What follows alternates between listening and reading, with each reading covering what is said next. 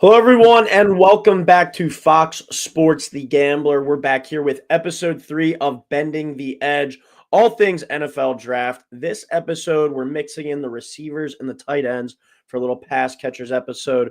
We've already hit on the quarterbacks, we've already hit on the running backs, and the pass catchers in this class are getting a lot of hype as well. I think kind of right there, neck and neck with the running backs. So, Nick, that's kind of where I want to start off. If you had to rank so far the position groups that we've touched on, you can include the tight ends as well.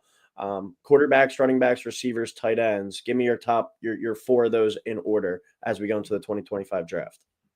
It'd probably go running backs first. I love this tight end class, so I think I'll go tight end two, then wide receiver right after that, then quarterback. Quarterback is just brutal. I think wide receiver is a little, weird because there's a lot of good talent there. It's just I don't know how many of them can really contribute at the next level. Their play style was pretty nice in college, but I don't really know how a lot of them are going to translate in the NFL. There are a lot of good talented players, don't get me wrong, but I do think the top class that we've hit is the running back position. And then going into this one with just kind of touch on the pass catchers, we'll touch on receivers, tight ends, kind of all that, hit on the top guys. Is there any guys that specifically you think helped their case last week at the combine from this kind of position group and a guy that hurt his stock as well at the combine? I'll start off with my guys over at Iowa State, the two wide receivers, Jalen Noel and Jaden Higgins. Both of them absolutely popped off at the combine. I mean, Jalen Noel, I think he was first in three categories. One of them was the vertical, and let me look, what was it? It was a 41.5-inch vertical, tied first, 11.2 broad jump, and 1.51 10-yard split, 4.39 40-yard dash. The kid can play. The kid can play, and Jaden Higgins, at his size, he should not be able to move the way he moves at a 4.47. Big, reliable target in the red zone. I know teams are going to love that. Reminds me a lot of Michael Pittman in Indianapolis. Smooth runner. Only increased his stock, both Noel and Higgins, since the season ended. So I think both of these guys really can contribute at the next level. How about a guy who kind of hurt his stock during last week? I heard Isaiah Bond's name mentioned a bunch because he was talking up his 40 and his speed, and he disappointed. I guess did Bond disappoint in your eyes? And is there anyone else that you kind of looked at, and whether it was his 40 time or whether stuff in the drills that kind of popped up as red flags for you? Yeah, Bond was definitely one. I don't know if I would really say disappoint is the word because I don't know who told him to go out there and say that he was going to run a 4.1. You should be told in your PR team to not say anything of that sort, to not give any expectations of what you should be, expecting. But Isaiah Bond is definitely one of them. Luther Burden, I thought, was going to perform a little bit well. It's not like he really performed bad. I thought his 40 time was going to be a little better. But I think also a guy that no one has really talked about is Trey Harris. The past couple weeks, all we're hearing is Egbuka, is McMillan, is where is Hunter going to play, cornerback, wide receiver. And then we got the Iowa State receivers coming out doing well in the combine. Trey Harris didn't really run the best 44.5, and he only played 8 games this season, but he put up stats in those 8 games, 60 catches, over 1,000 yards, average 130 receiving yards per game. I think he's someone that's kind of going under the radar here, and it's not like he really performed well at the combine, too, to help his case. So I think a player that is dropping down the board might be Trey Harris. Team could scoop him up late, maybe day 2 or in the second round and have a good wide receiver, too, for the future. The guy I want to start off with at the top after kind of going over some combine stuff is the Heisman Trophy winner from last year. You have him at the top of your pass catchers list, and it just find it interesting because personally, I think he's going to be a corner. I think he's going to be a corner for, the 100% of the snaps on defense if he's healthy. And then I think you'll probably find him mixed in 20 to 25 snaps a game on offense. He's making headlines. He's making headwaves about that he's going to try and play both ways 100%. That's what he wants to do. I just can't picture it happening, and maybe it's just because it hasn't happened before. And I'm not saying that he's not good enough to do it on both sides. I just can't see it happening in the NFL. College is a different thing. You also play a lot less games in college. The games are more or less physical in college. I just don't know how he's going to stand up. And that's Travis Hunter, obviously the cornerback receiver out of Colorado, listed at 6 foot, 188 pounds. I guess I would just start off with Nick. If you had the choice of only letting him play one position, would it be corner or receiver? And then do you really think it's a realistic expectation that he could say what he does, what he wants to do, and that's play both sides of the ball, full amount of snaps? Yeah, I'm with you. I think he goes cornerback 100% of the time. I think he's a much better cornerback. He's elite at, just ball hawking. He can high point really any catch. I mean, that also goes into, being a receiver, but his instincts on the defensive side of the ball is absurd. His IQ is unbelievable. He knows where to go. He knows what routes these receivers are running. I think he could possibly play like 10 to 15 snaps, maybe throw him in some weird packages, throw him in the red zone when you really need a score or something like that. I don't really think it will happen, depending on, I guess, the system that he gets in. But it's not like he is, nothing as a receiver. He, obviously a Heisman winner, 96 catches, over 1,200 yards, 15 touchdowns. He catches the ball at a crazy rate, 63% contested catch rate, and he doesn't drop the ball, 2.3% drop rate. So I think even if you do play him 100% of the time on defense, you have an option on offense. I don't necessarily think he'll get that many opportunities, but I think you maybe 10 to 15 snaps, I don't think is a long shot to see. Is he really, in your mind at least, that elite of like a corner or that elite of a receiver that he's worthy of this top 5 pick? Or is the top 5 like attractiveness due to the ability that he can play both ways? Like, just say, like, what happens if he goes out there and he year one and he doesn't have a good year at corner? Like, would you think a team would just kind of turn and be like, all right, that's why we picked him, like, we have the backup plan, we're going to make him a full-time receiver now? Do you like kind of see it path as well? I could see that. I could very well see him coming in, as a top 4 pick, top 5 pick. And if he doesn't succeed at one of them, just move him 100% to the other side. I think he is elite at both of these positions, especially just the instincts, the IQ, the ability to just know what is happening and when it's happening. He's always in the right spot. I think he's going to have to beef up a little bit. He's got a smaller frame. It's going to be hard for him to get off the line of scrimmage as a receiver. And on the flip side, going to be hard to, have him press up against a very physical, dominant receiver on the other side. So yeah, he could definitely beef up a little bit, but I don't. You look at a guy like Devontae Smith, his size hasn't really shown anything. I'm not saying he's an elite as a receiver as Devontae Smith, but I mean, I just don't think that a team will see the versatility that he has and not want it in their system.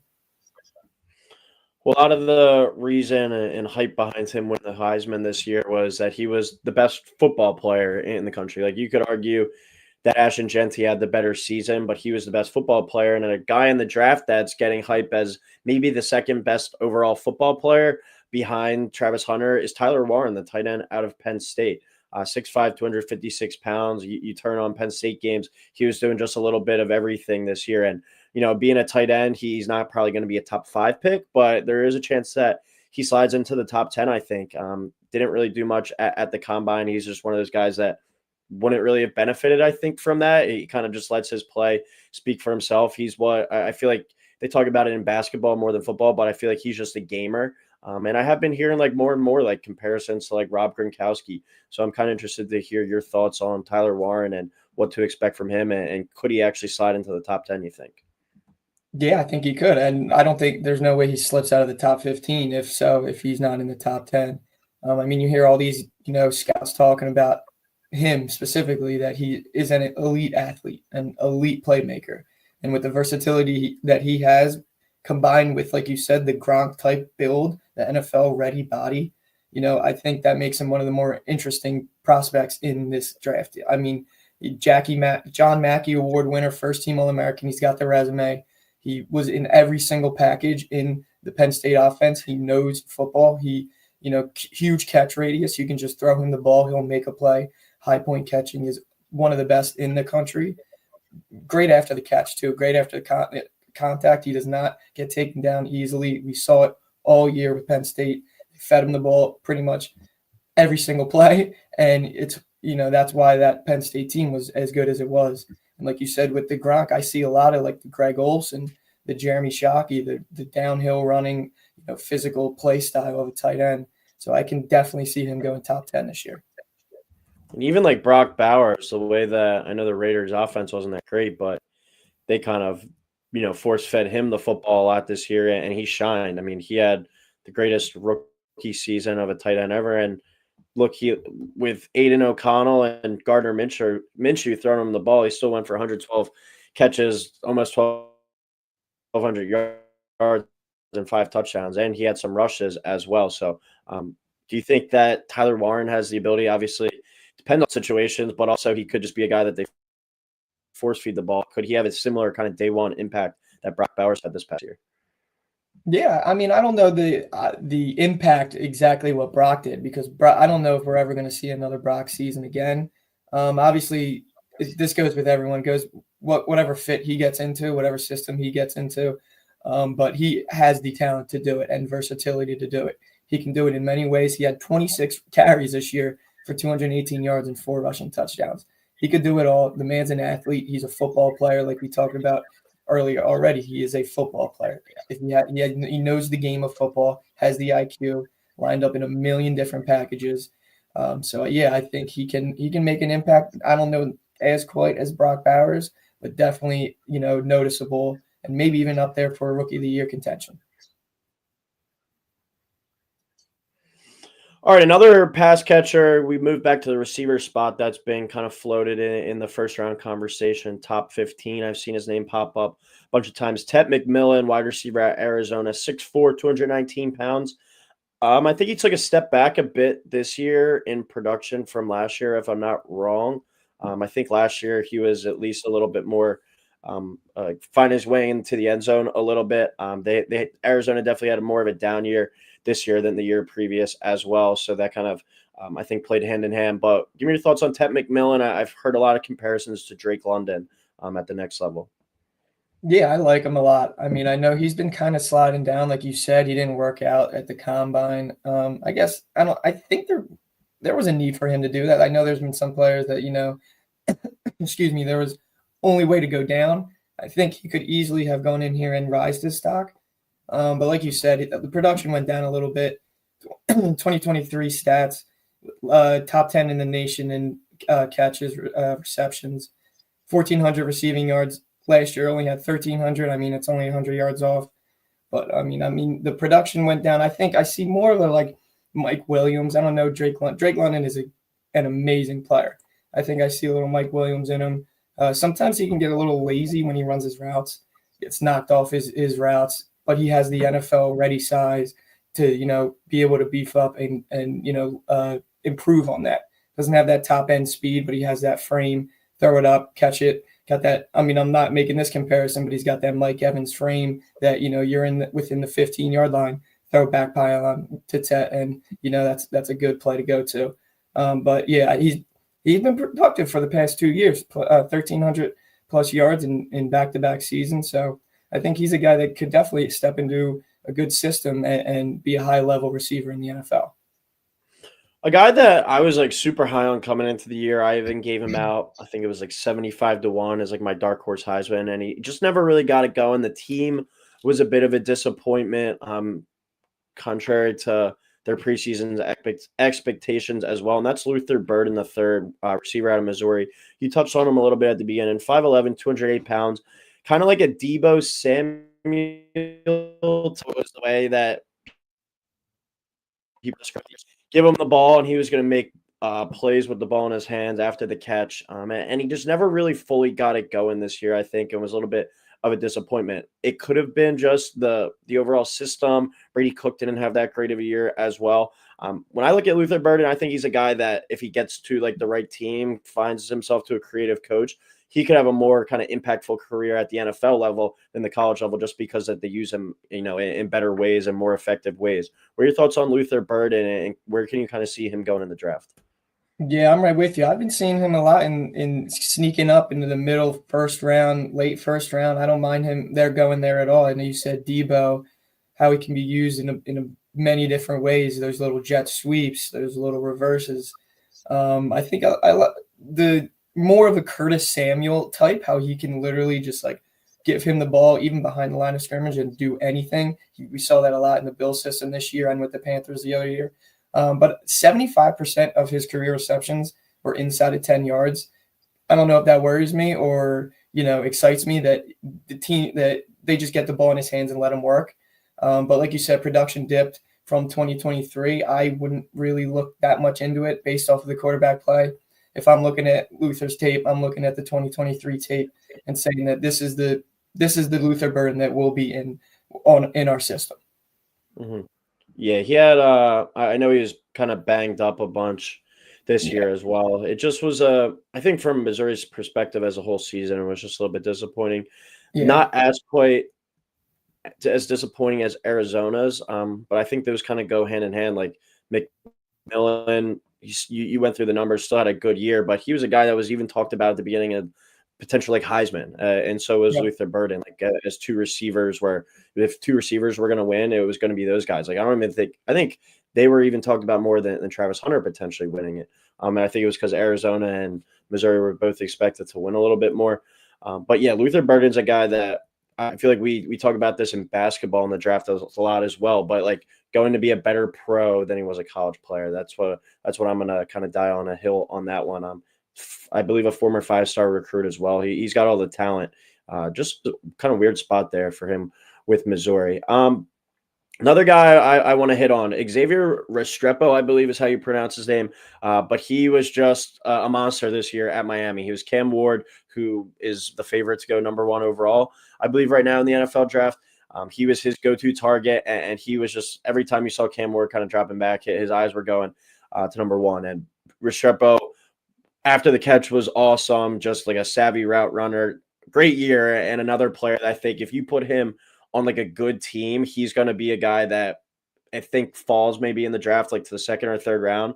But if he falls to like, I don't know why, like the Lions or something comes in my head, he's a guy that slides right in there, a team that might have another need for a receiver on the outside, and he makes an immediate impact. What are your thoughts on Xavier Restrepo as he heads into the draft as well?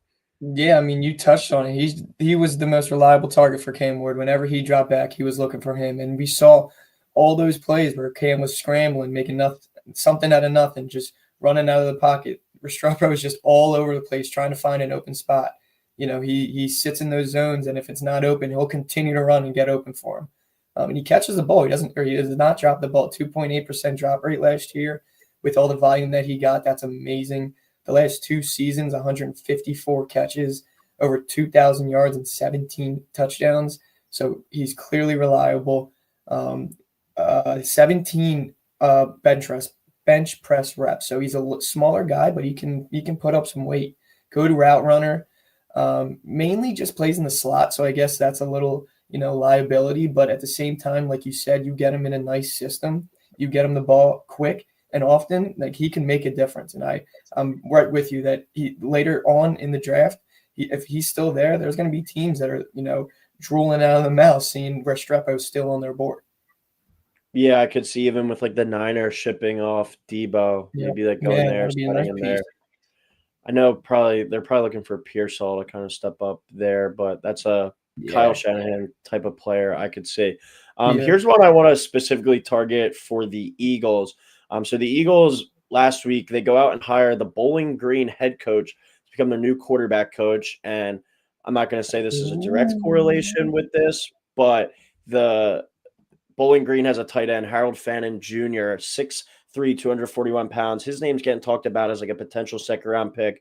The Eagles have to make a decision on Dallas Goedert's contract coming up, whether to extend him, or there's rumors that he could be released just due to his cap number, and they could be looking to make a move at tight end. I think Grant Calcaterra has looked pretty good in limited snaps, but he's best off as a 2. Do you think a guy like Harold Fannin Jr. could be a number 1 tight end going forward? And do you think there's more to them hiring the coach as the QB coach than nothing? Because I did hear Nick Sirianni the other day say he's good friends with the Toledo head coach, and he talked to him a lot about Quinyon Mitchell. I could see another kind of connection like this here. Yeah, I'm right. There's reasons as to what, how he does, why he brings these coaches in. I mean, I do believe he could be a number 1. I don't know right away. just because of, his production was absurd, but his volume was crazy. So, obviously those numbers could be skewed a little bit, but he's one of the more like unique players that we've really ever seen at the tight end position. He's more like a wide receiver. He's not really going to be like an inline tight end. He could probably improve his blocking a little bit, but he's also, 6'3", 241. He could definitely improve on or work on the blocking with a size like that. But I'm just going to list off his resume here. The most insane 2024 resume: consensus All-American, MAC MVP, MAC Offensive Player of the Year, 2-time first team All-MAC last year and this year, most receiving yards by a tight end in a season with over 1,500, most receptions by a tight end in a season with 117, most receptions per game by a tight end in a season with 120 per game, and most receptions per game by a tight end in a season with 9 per game. Like this man just ate all year. So if you get in a system with your old coach, that would be insane, especially for the Philadelphia Eagles, having Calcaterra, who has been reliable, and then having the, reliable option as a maybe tight end too with Fannin. Yeah, for obviously touched the ball less, but kind of seemed like he was, the tight end version of Ashton Genty this year with everything they did kind of at, the mid-major level or whatever you want to call it, group of 4. All right, last guy I want to touch on, and then you can hit on a couple rapid fires before we get out of here. This is a guy that just over the past, 3 seasons or so, just every time his number is called, he's produced. Never super eye-popping numbers, never the flashiest player, but reliable, and I think the ball goes his way. You can trust him to make a play. Emeka Egbuka, receiver out of Ohio State, 6'1", 202 pounds. I think the best term for him is just reliable. Like, I don't think he'll ever be a number 1 receiver, and I think if you put Devontae Smith on, half the teams in the league, he's probably their number 1. But he's like a perfect comparison, I think, to Devontae with an AJ Brown. Like, if you put him on a stud team, like if he went to like the Rams, say, with the Rams getting rid of Cooper Kupp, you got Puka as your 1, Egbuka as your 2. I think that's a great kind of 1-2 punch. I think he's the ultimate complement to a really high level number 1 receiver. If the Bengals, moved off of T. Higgins and they went out and got a guy like Egbuka to go with Jamar Chase, something like that. What are your thoughts on Egbuka and kind of that comparison that I have there as well? He's one of my favorite wide receivers of this bunch. I think he has one of the highest floors and the highest upside as a prospect in this class. 100% will contribute to an NFL offense. Like you said, the Rams would be a crazy, pairing with him and Puka, the way that they both are elite route runners. They both can sit in the zone, know where to find open space. Spatial awareness is elite for both of them. And like you said, very experienced, reliable target for 3 straight years. Yeah, it was injured a little bit in 2023, so that's why the production was a little bit off in there. But in 2022 and 2024 had 10 touchdowns in each season, over 1,000 yards in each. Was the favorite target for multiple seasons in one of the highest high-powering offenses in the nation. So I think he's one of the best wide receivers in this draft, and I think he should be worth a first-round pick. I could see him going to like the Broncos late in 20, maybe even the Steelers there too. I think those are good fits there. Sean Payton loves going after those those Ohio State wide receivers. Mm-hmm. So, I think that is a spot where Egbuka could go late first round. Yeah, can never really go wrong with a receiver out of Ohio State. All right, 30 seconds left. Give me one under-the-radar guy that you think is going to be a surprise player in the league, someone that might go, round 4, round 5, but you think that is going to make a name for themselves and could be one of those guys that we've seen from the past few years, like a Puka, that really has a strong rookie year. Yeah, I'm liking the production really has not been there, but Savion Williams out of TCU, he's one of the freakiest athletes that we will see. 6'5", 230, prototypical size as an NFL, receiver. He is a little, you can also line him up in the run. He's ran the ball multiple times, which at a player of his size is kind of absurd. But him and Jack Bech out of TCU, those are 2 guys that will make a difference at the next level. I think Savion is more, a project developmental type of guy. But I think he's someone, he ran a 4.48 at 6'5", or 6'4", sorry, 1.52, 10-yard split. I think, you get him in a system that could give him the ball in space, he'll make a difference. All right. Well, your little crash course there on some of the top receivers and tight ends, as we said, over these next few weeks, kind of the crash course. And then we'll get a little bit more in depth. We're still just at the beginning of March, still just 3 episodes in. But that'll do it for Bending the Edge, episode 3, talking pass catchers, receivers, and tight ends. We'll be back next week. We'll hit on some offensive linemen and some defensive linemen, a little 2-for-1 special there, as that's looking kind of like the strength of this class in the trenches on both sides of the ball. So looking forward to getting into that. We'll be back next week here on Fox Sports The Gambler.